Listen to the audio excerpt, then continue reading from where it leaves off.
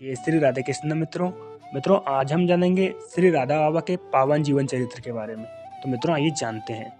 मित्रों, राधा बाबा के नाम से विख्यात श्री चक्रधर मिश्र का जन्म ग्राम फकरपुर गया बिहार में 1913 ईस्वी की पौष शुक्ल नवमी को एक राजपुरोहित परिवार में हुआ था।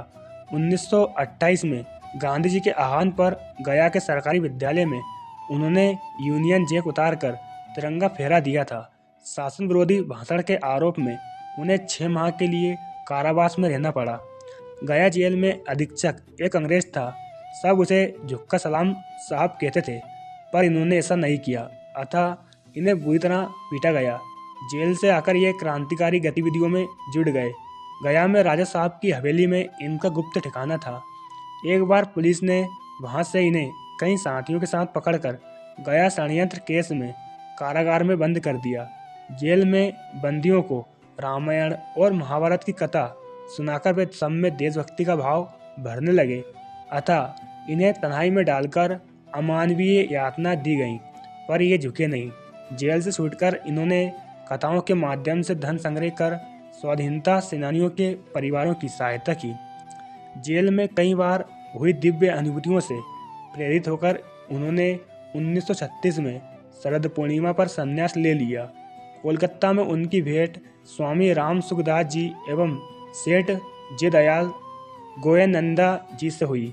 उनके आग्रह पर वे गीता वाटिका गोरखपुर में रहकर गीता पर टीका लिखने लगे।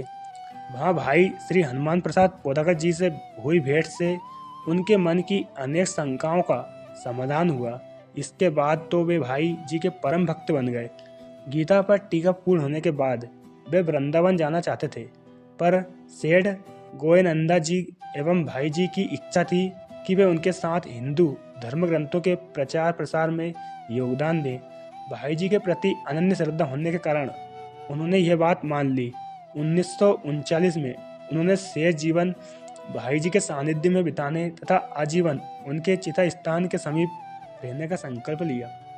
बाबा का श्री राधा माधव के प्रति अत्यधिक अनुराग था।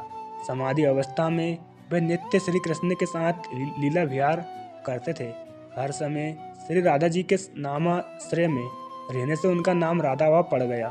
1951 की अक्षय तृतीया को भगवती त्रिपुर सुंदरी ने उन्हें दर्शन देकर निज मंत्र प्रदान किया। 1956 की शरद पूर्णिमा पर उन्होंने काष्ठ मौन का कठोर व्रत धारण किया। बाबा का ध्यान आध्यात्म साधना के साथ ही समाज सेवा की ओर भी था। उनकी प्रेरणा से निर्मित होकर हनुमान प्रसाद पोदाकर कैंसर अस्पताल से हर दिन सैकड़ों रोगी लाभ उठा रहे हैं। 26 अगस्त 1976 को भाई जी के स्मारक का निर्माण कार्य पूरा हुआ। गीता वाटिका में श्री राधाकृष्ण साधना मंदिर भक्तों के आकर्षण का प्रमुख केंद्र है। इसके अतिरिक्त भक्ति साहित्य का प्रचुर मात्रा में निर्माण, अनाथों को आश्रय, अभावग्रस्तों की सहायता, साधकों का मार्गदर्शन, गो संरक्षण आदि अनेक सेवा कार्य बाबा की प्रेरणा से संपन्न हुए। 1971 में भाई जी के देहांत के बाद बाबा उनकी चिता स्थली के पास एक वृक्ष के नीचे रहने लगे।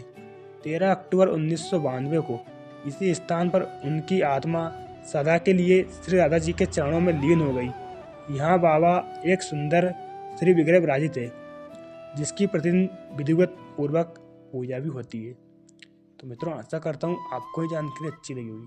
जानकारी अच्छी लगी है तो कमेंट बॉक्स में जय श्री राधे जरूर लिखें।